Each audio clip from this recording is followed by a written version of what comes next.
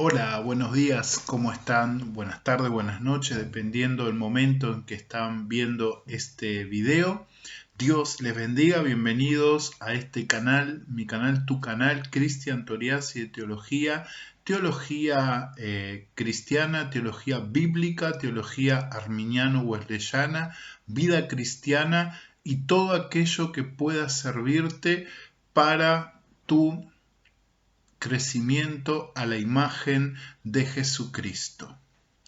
Bien, en esta oportunidad quiero seguir escarbando en el tema de la escatología, pero desde una perspectiva más general y bíblica. En este caso vamos a adentrarnos a la teología bíblica, específicamente a la teología que podemos encontrar en los escritos del apóstol Pablo, especialmente la escatología del apóstol Pablo. Todo lo que el Espíritu Santo nos ha revelado por medio de los escritos de el gran apóstol para nuestras vidas en cuanto a lo escatológico. Vamos a ver una perspectiva enteramente bíblica, vamos a ver también algunos eventos y hechos que el apóstol Pablo nos presenta, que conforman su escatología, pero también, por sobre todo, vamos a ver una mirada bíblico-teológica de su esquema escatológico, ¿sí? Así que si te gusta este video, por favor deja un like y si querés comentarlo, por favor hacelo porque va a ser de gran bendición para el canal. Así vamos a poder seguir creciendo en este canal, ¿sí? Todas tus opiniones, tus preguntas, tus dudas, todo lo que vos quieras poner ahí en los comentarios lo podés hacer siempre con respeto, en amor, en comunión, ¿sí? Si no sos cristiano también con todo respeto, por favor poné ahí y este canal está abierto para poder repensar desde lo teológico todo lo que tiene que ver con el cristianismo y nuestro andar cristiano y las escrituras. Así que vamos a comenzar. Quiero comenzar leyendo un texto de la literatura paulina del Nuevo Testamento, Efesios capítulo 1, versículos, vamos a comenzar desde el versículo 20 al 23. Vamos a comenzar leyendo Efesios capítulo 1, desde el versículo 20 al 23, para tener un panorama desde la misma posición del apóstol Pablo acerca de su escatología. Efesios 1, del 20 al 23 dice, vamos a empezar con el 19, así tenemos más contexto. Y la supereminente grandeza de su poder para con nosotros los que creemos según la operación del poder de su fuerza, la cual operó en Cristo, resucitándole de los muertos y sentándole a la diestra en los lugares celestiales, sobre todo principado y autoridad y poder y señorío y sobre todo nombre que se nombra, no solo en este siglo, sino también en el venidero, y sometió todas las cosas bajo sus pies, y lo dio por cabeza sobre todas las cosas a la iglesia, la cual es su cuerpo, la plenitud de aquel que todo lo llena en todo. Gloria a Dios. Bueno, esta presentación que hace el apóstol Pablo allí a los cristianos de Éfeso nos muestra o nos da a nosotros un panorama general de la visión cristológica que atraviesa el apóstol Pablo. El centro de su mensaje en las Escrituras es Cristo. Y Cristo en su posición como el Dios hombre, ¿sí? Dios que se hizo hombre, eso lo tenemos allí en Filipenses capítulo 2, y siendo Dios, Él se humilló y se hizo hombre para que los que vivíamos en humillación podamos ser levantados. Por eso el apóstol Pablo enfatiza en la resurrección de nuestro Señor Jesucristo. Para tener una idea clara de la escatología en los escritos paulinos, no tenemos que sacar del centro de nuestro estudio la resurrección de Cristo.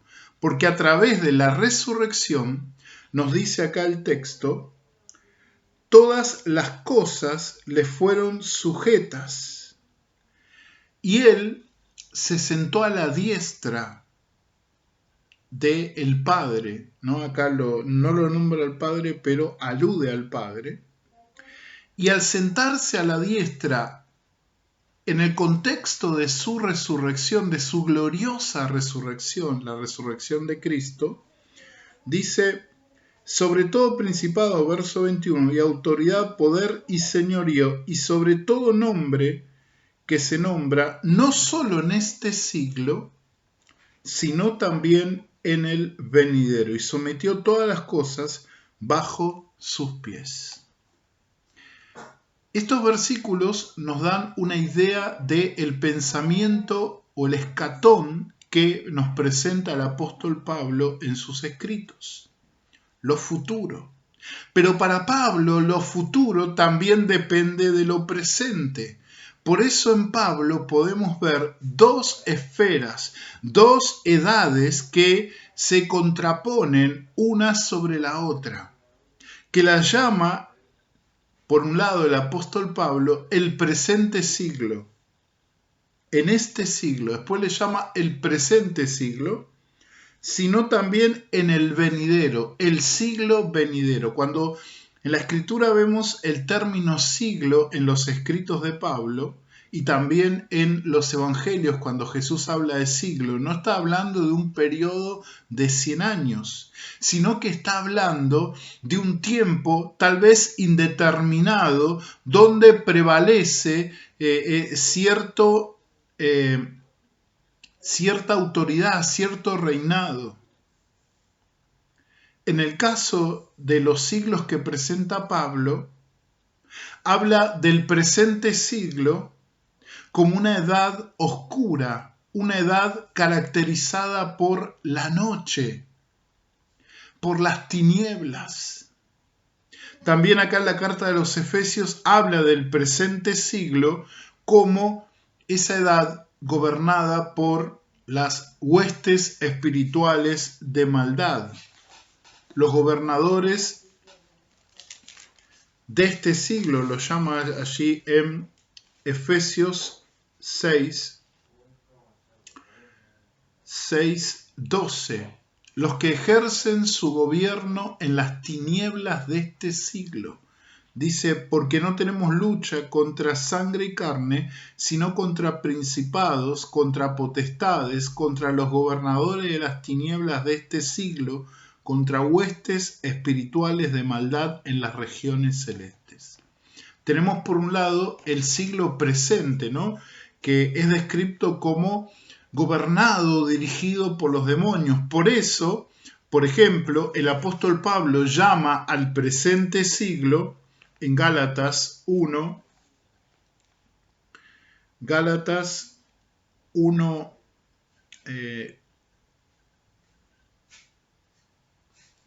1:4, a ver. Sí, Gálatas 1:4.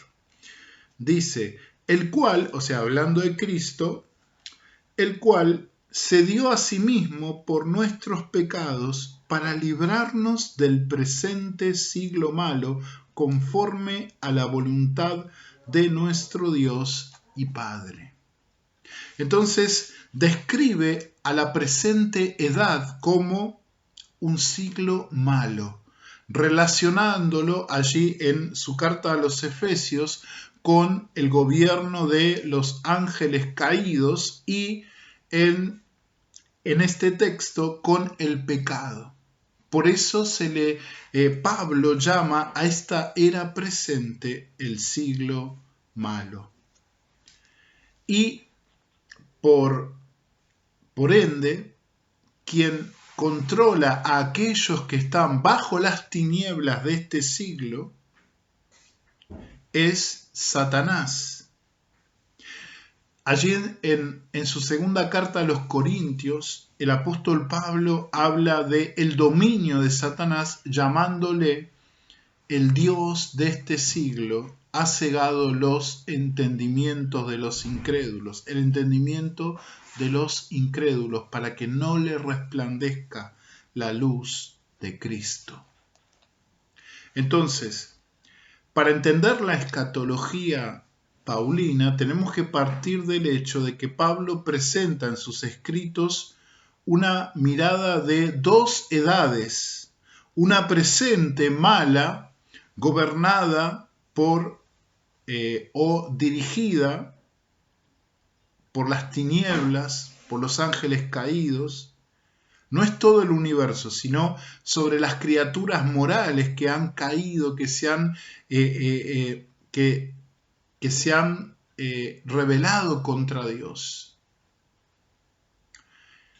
Y por otro lado, volviendo allí a Efesios, capítulo 1, verso 21, dice, en el siglo venidero. Este siglo venidero o edad venidera es aquella que comienza en medio de este siglo malo, en medio de esta edad mala. ¿Cómo comienza este siglo venidero, esta edad venidera? Comienza con la muerte y resurrección de nuestro Señor Jesucristo. Por eso acá enfatiza el apóstol Pablo que el Señor Jesús pagó el precio para que toda potestad en el presente y en el futuro sean sujetas a Él. Todo se sujete a Él. Y la clave es la resurrección de nuestro Señor Jesucristo.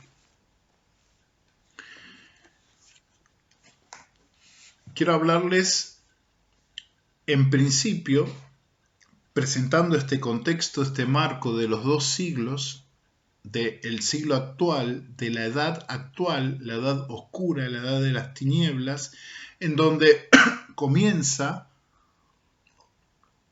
según el apóstol Pablo, a resplandecer o a iniciarse la nueva edad a través de su resurrección. ¿Y cómo es que esta nueva edad comienza a absorber a la vieja edad, al viejo siglo, al presente siglo malo? Bien, a través de el traslado de los que estaban en las tinieblas por creer en Jesucristo al reino de Dios. Ahora, es cierto que Pablo, si bien habla de la esfera de influencia del siglo venidero hoy por medio de la resurrección de Cristo y la predicación de su mensaje, de su evangelio, transformando vidas, y esto coincide con el mensaje de Cristo de que el reino de los cielos se había acercado. Él era el reino que estaba acercándose. También Pablo presenta a esta edad como una edad venidera, que va a tener su plenitud en el futuro. Esto obviamente en nuestro futuro, ¿no? En el futuro de Dios, porque Dios no tiene presente, ni pasado, ni futuro.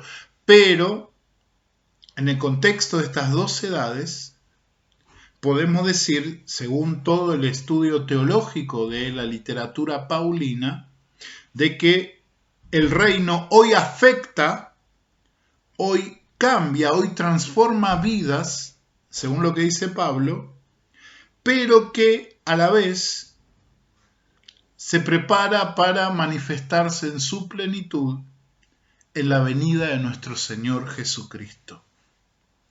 Y en ese renacer de esta nueva edad que va a tener su plenitud en la venida y después de su venida, está la iglesia. La iglesia en su rol como pueblo soteriológico de Dios, que lleva las buenas nuevas de este reino que se va extendiendo en los corazones.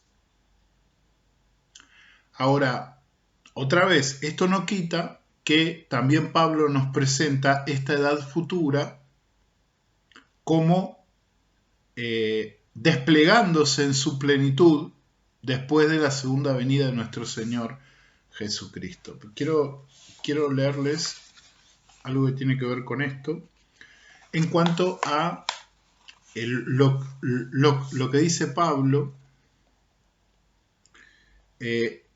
en cuanto a nuestro futuro escatológico, en cómo se despliega a través de nuestra salvación personal, cómo se despliega también esta edad futura y cómo después va a tener su plenitud en el cumplimiento de ciertos hechos que el apóstol Pablo va a definir, que se van a ir cumpliendo hasta que se instale por completo en su venida, ¿sí? Esta edad venidera, que implica la redención de toda la creación, la restauración de toda la creación. Bien, quiero leerles algunos fragmentos de este libro de Richard E. Howard, que habla sobre el pensamiento de Pablo, hace un estudio sobre el pensamiento del apóstol Pablo. Es un libro de base wesleyana y quiero leerles algunos fragmentos que hablan acerca de esta escatología del reino venidero, de esta edad venidera, de este siglo venidero, que se inicia ahora por la resurrección de nuestro Señor Jesucristo.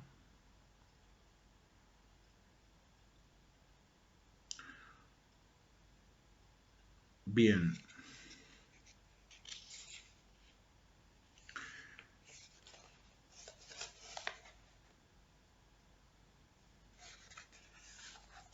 Quiero leerles aquí en la página 204, dice: a través del Nuevo Testamento, y particularmente en Pablo, hay esta importantísima perspectiva del futuro que se relaciona con la salvación ahora.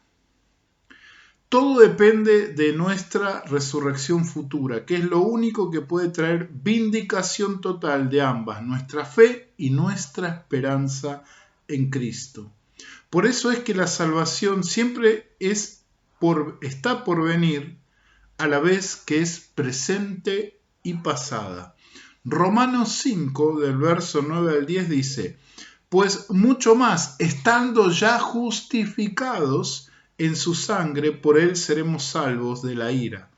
Porque si siendo enemigos fuimos reconciliados con Dios por la muerte de su Hijo, mucho más, estando reconciliados, seremos salvos por su vida. Es decir, por la resurrección de nuestro Señor Jesucristo, nosotros también hemos de, si confiamos en Él, hemos de participar de la resurrección de entre los muertos y de la salvación de la ira. Porque esta presente edad mala está reservada para la ira de Dios. Y el escape de esta ira es el pasar a esa esfera que habla el apóstol Pablo, esa esfera venidera que comienza hoy por medio de la transformación que produce el creer en lo que Cristo hizo por nosotros en la cruz del Calvario y en su resurrección.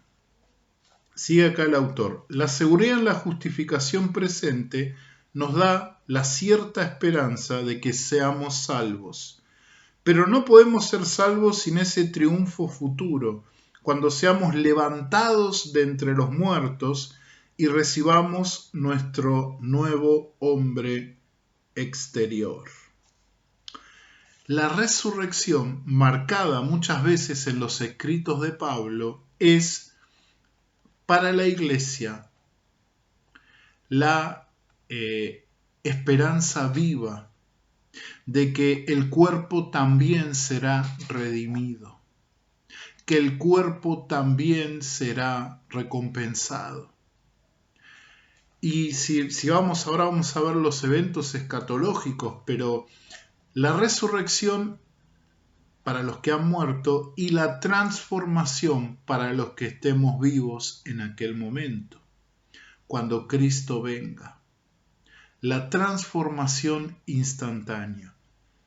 Y esa transformación, esa liberación tipificada en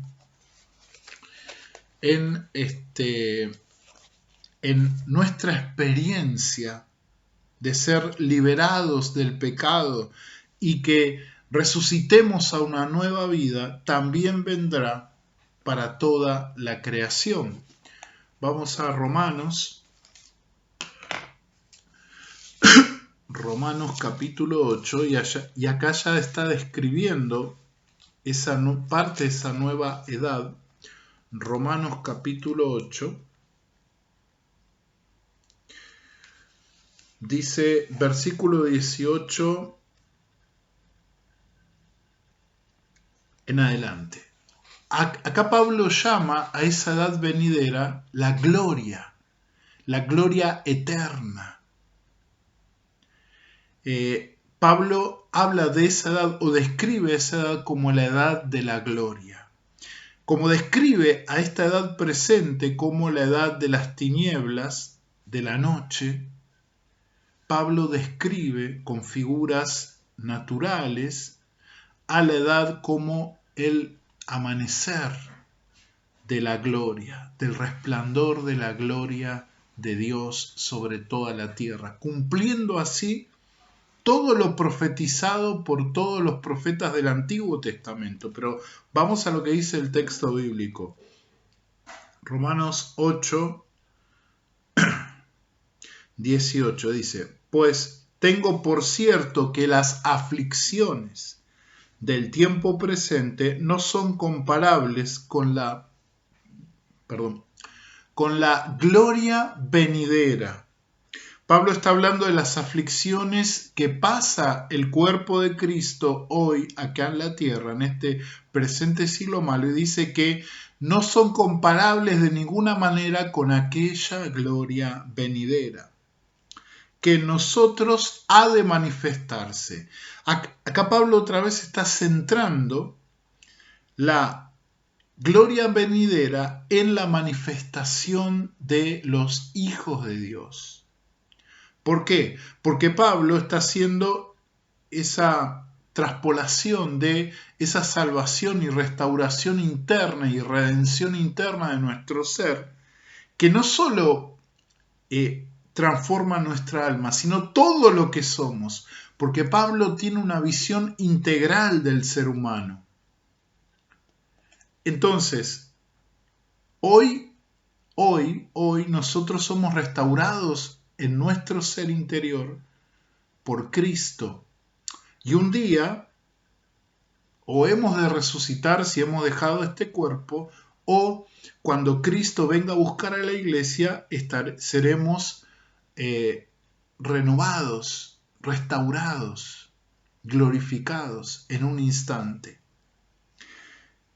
Y también Pablo ahora va a extrapolar esa transformación que ocurre hoy y que también ocurrirá en la resurrección o cuando Cristo venga a buscar a su iglesia, a toda la creación, después de su venida, en el milenio y en el estado eterno o la restauración eterna de la creación. Sigo, verso 19. Porque el anhelo ardiente de la creación es el aguardar la manifestación de los hijos de Dios. Dice acá el apóstol que la creación toda, atada, sujeta a esta edad oscura, anhela la manifestación de los hijos de Dios. Cuando los hijos de Dios, como dice el apóstol Juan, serán como Él es en el día de su venida. Seguimos, verso 20. Porque la creación fue sujetada a vanidad, no por su propia voluntad, sino por causa del que la sujetó en esperanza. La pérdida del hombre a causa del pecado sujetó a toda la creación a condenación, a destrucción, que causa este término vanidad, a vacuidad, a la nada. Y eso lo podemos ver comprobando científicamente cómo está el cosmos. El cosmos va hacia su disolución. Las leyes de la termodinámica son implacables.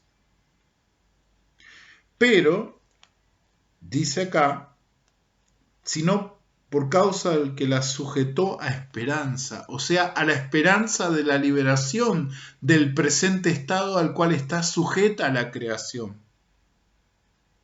O sea, el cambio de edad. Versículo 21. Porque también la creación misma será libertada de la esclavitud de corrupción a la libertad gloriosa de los hijos de Dios. Porque sabemos que toda la creación gime a una y aún está con dolores de parto hasta ahora. Pero fíjate acá lo que dice el verso 21. Porque también la creación misma será libertada de la esclavitud de la corrupción. Como vos y yo hoy, dice el apóstol Pablo, podemos ser liberados del poder del pecado, de la condena, de la corrupción del pecado y nacer una nueva vida en Cristo Jesús. Un día la creación será transformada, será renovada, liberada del poder diabólico y parasitario de los ángeles caídos y de una humanidad que decide seguir ese ejemplo de perdición. Dios va a traer esa liberación. Ahora vamos a ver cómo, detallando algunos eventos escatológicos. Pero esto tengámoslo en claro.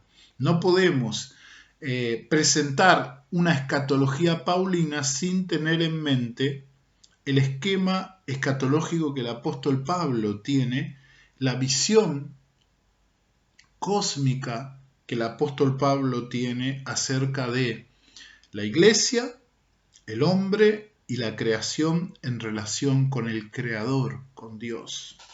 Y principalmente el evento de la venida de Cristo y la resurrección de entre los muertos.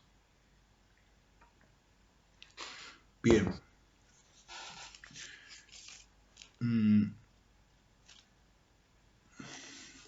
Vamos a ver ahora un poco los eventos escatológicos que están en este marco que el apóstol Pablo los va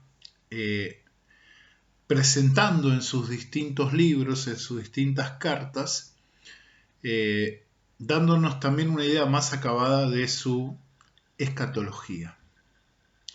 Bien, en primer lugar, el apóstol Pablo presenta en su cronograma escatológico, es decir, en su devenir hacia esa nueva edad, esa edad de bendición gloriosa, eterna, ciertas cosas que han de suceder, ¿no? Una de ellas es la apostasía de la iglesia, la vuelta atrás de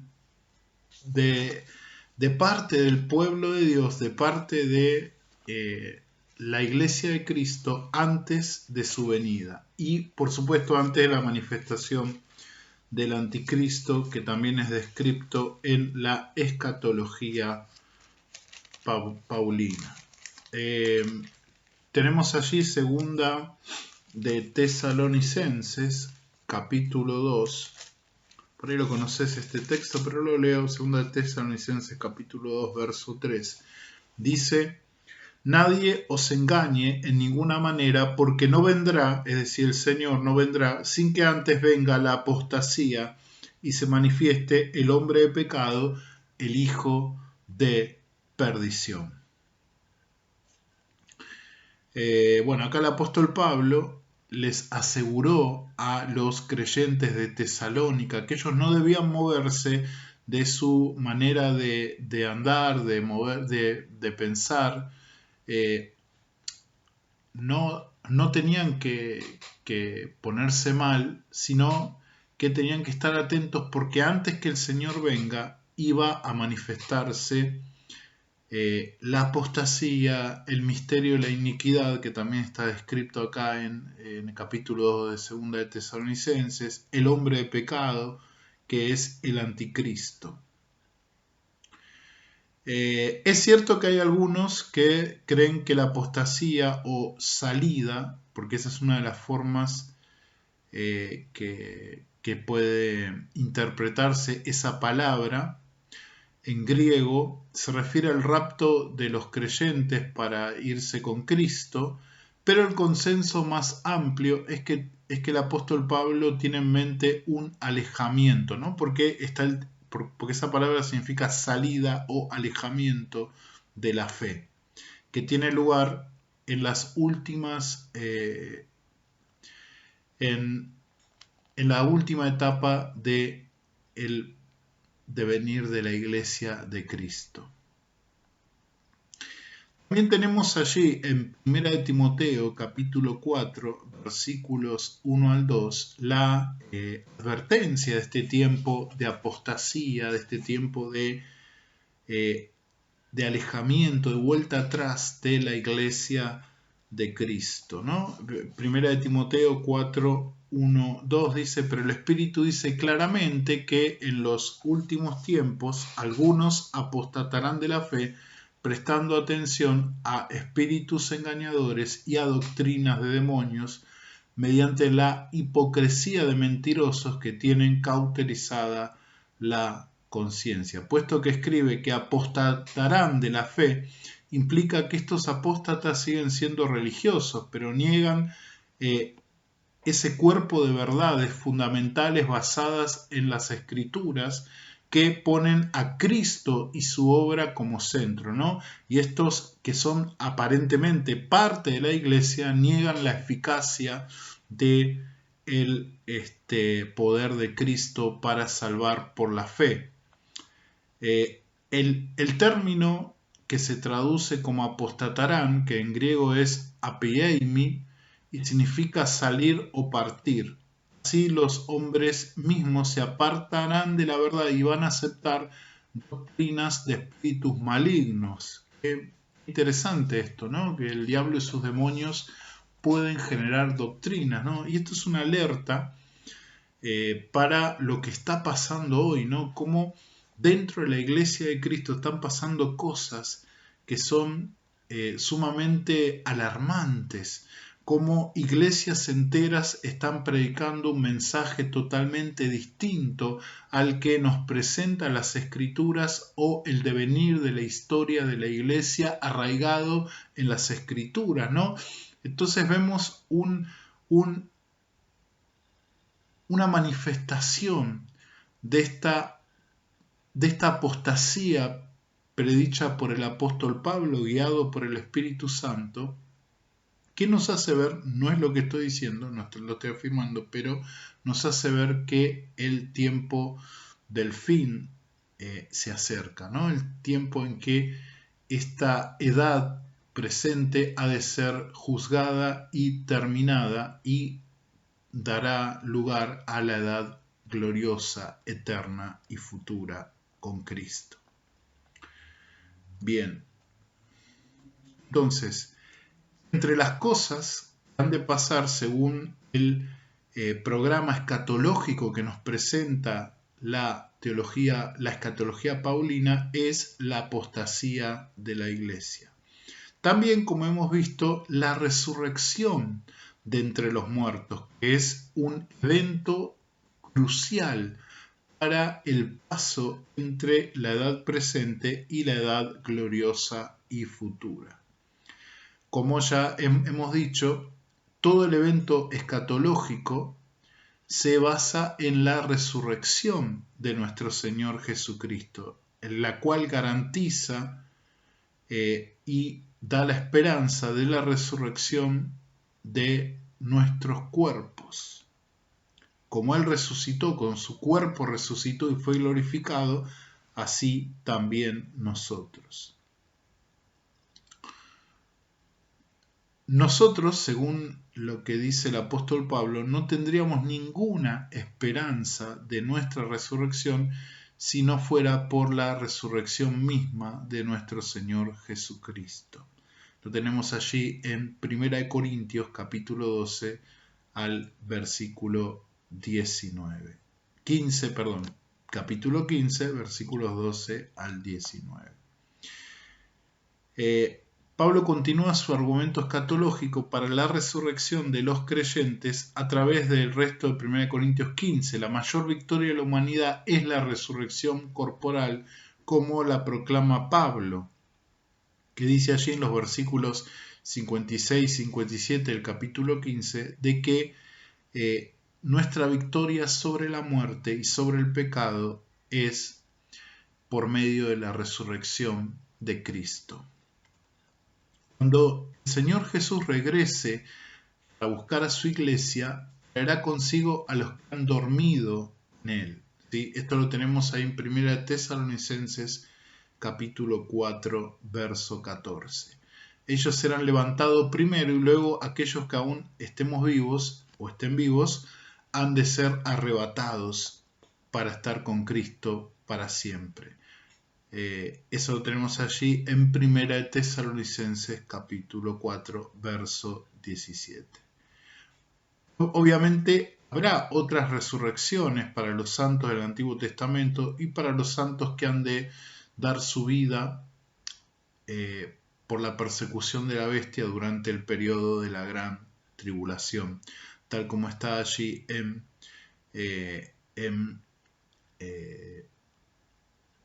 Apocalipsis capítulo 20, ¿no?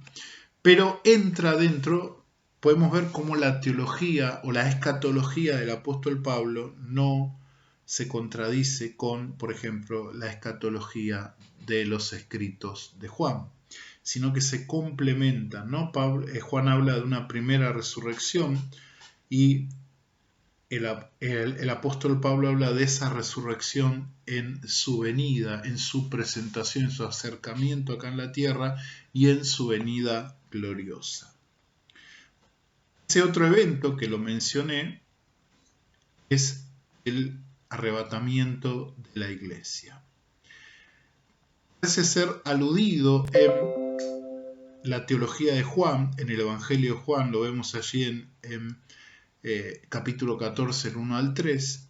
Después vamos a ver esto cuando veamos, en alguna oportunidad, hagamos un video sobre la escatología de Juan. Pero Pablo es el que da la doctrina completa y la revelación certera acerca de este próximo evento, ¿no? Se le llama al arrebatamiento como un misterio, algo escondido. El apóstol Pablo escribe que los que no han muerto, en su texto ahí en 1 Corintios 15, del 51 al 53, que serán transformados. Pablo profetiza en un momento, usa el término griego atoma, en un abrir y cerrar de ojos. En la última trompeta seremos transformados. De inmediato lo perecedero se vestirá de lo imperecedero. Pablo desarrolla esta verdad aquí en 1 Tesalonicenses 4, del 16 al 18. Ya he hecho un video acerca de esto, después vamos a analizarlo más profundamente. Ahí vemos el término que seremos arrebatados, harpazo, ¿no? Quitados allí, pues ese término habla de arrebatados con violencia, arrebatados allí abruptamente. En 1 Tesalonicenses 1:10 dice que los creyentes debemos esperar de los cielos a su Hijo, al cual resucitó entre los muertos, es decir, a Jesús, quien nos libra de la ira venidera. El rapto de la iglesia, el arrebatamiento de la iglesia, tiene como objetivo librar a la iglesia de Cristo de esa ira a la cual está sujeta el presente siglo malo. Ese presente siglo malo está sujeto a la ira de Dios, porque el pecado produce la ira de Dios, pero el Señor está trabajando para terminar con ese presente siglo malo y comenzar, que ya está comenzando, pero que para que se pueda desplegar en su plenitud, cuando Cristo venga. Y va a principiar en el evento del rapto de la iglesia, resucitando a los muertos en Cristo, ¿sí? Allí en 1 Corintios 15, que son los muertos, las primicias. Esa palabra primicias está muy relacionado con Pentecostés, porque Pentecostés era la presentación de los primeros frutos. Allí el Señor tuvo a bien de dar inicio a la iglesia.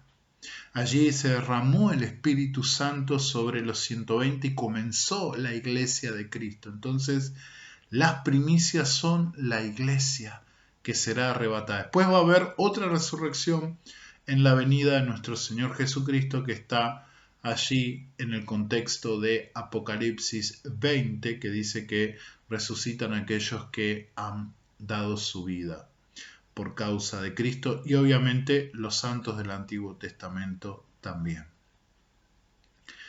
Jesús llamó a esa resurrección la resurrección de vida, ¿no? También porque no nos ha destinado Dios para la ira, sino para obtener salvación por medio de nuestro Señor Jesucristo. Mira de Tesalonicenses 5:9. Como creyentes debemos creer en la profecía y buscar la esperanza bienaventurada y la manifestación gloriosa de nuestro gran Dios y Salvador, Cristo Jesús. Allí en Tito 2:3. En su venida conducirá a los creyentes, a la presencia del Señor Jesús, 1 Tesalonicenses 2:19, y los presentará irreprensibles en santidad delante de Dios, del Dios y Padre, en la venida de nuestro Señor Jesucristo con todos sus santos, allí en 1 Tesalonicenses 3:13. Entonces acá vemos que esto cabe a la iglesia, y después por motivos de que después se despliega la gran tribulación, que también aparece allí en la teología de Pablo, podemos inferir que este arrebatamiento no es al final, sino que es antes de la tribulación. Después tenemos el juicio de Cristo a su iglesia, el juicio entre el tribunal de Cristo, conocido como el bema de Cristo, allí en 2 Corintios 5:10, que habla que todos hemos de comparecer ante el tribunal de Cristo.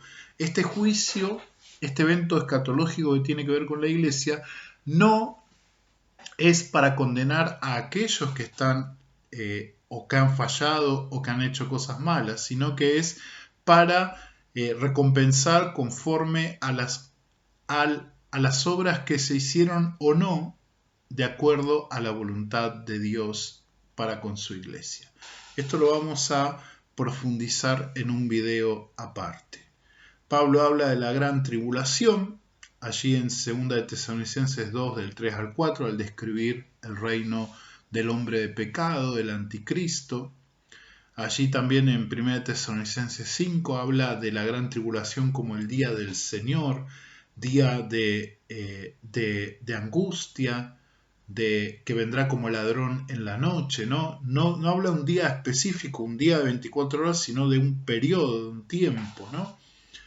Después tenemos el reino mesiánico, el reino eterno, la gloria eterna, que el apóstol Pablo habla como el reino de Dios, como esta gloria eterna que ha de manifestarse, ¿no? En la manifestación del milenio, ¿sí? Descrito allí en Apocalipsis 20, y en la gloria eterna, en la restauración eterna descrita allí en Apocalipsis 21 y 22. Bien, espero que haya quedado claro esta exposición breve de la escatología del apóstol Pablo, la escatología que nos presentan los escritos paulinos.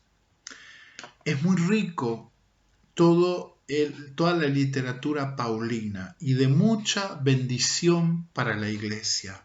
Y lo más lindo de la escatología paulina es que nos presenta a esa era nueva, esa era venidera, actuando hoy, influenciando hoy. Y que si vos te sentís atosigado por tus pecados, encadenado a tus pecados y al poder del enemigo, hoy vos podés pasar del reino de las tinieblas al reino del amado Hijo de nuestro Padre Celestial, por solo creer en Él, por solo abrir tu corazón, por solo reconocer que le hemos fallado a Dios y que necesitamos de su amor y su perdón. Y Cristo Jesús puede transformar nuestras vidas y pasarnos del reino de la muerte, las tinieblas, de la ira, a el reino de la gloria eterna en Cristo Jesús. Y como Él restaura nuestro corazón, como Él sana nuestro corazón y redime en todo nuestro ser, así un día Él restaurará, sanará y redimirá a toda la creación. Dios te bendiga en gran manera. Gracias por estar. Si viste todo, si llegaste a ver todo el video hasta acá, que Dios te bendiga. Si no te suscribiste, hacete suscriptor de este canal y compartilo. Y vamos a ir desarrollando otros temas teológicos y de vida cristiana que me encanta poder hacerlo a través de este medio. Que Dios te bendiga y nos vemos en el próximo video. Por favor, deja un like, compartí, aunque estés en desacuerdo, compartí y también deja tu comentario, por favor, que va a ser de gran bendición para este canal. Que Dios te bendiga en gran manera.